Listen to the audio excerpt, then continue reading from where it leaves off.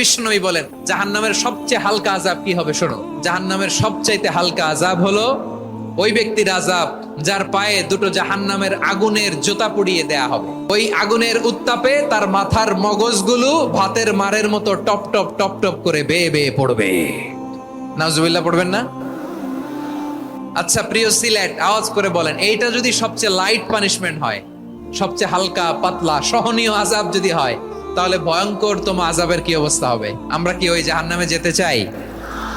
জাহান্নামের অবস্থা এত ভয়ঙ্কর হবে, জাহান্নামের ভেতরে লক্ষ লক্ষ কোটি কোটি কাফির মুশরিককে দেওয়ার পরেও জাহান্নাম বলবে হালমিম মাজিদ, আরো আছে নাকি, আরো দাও।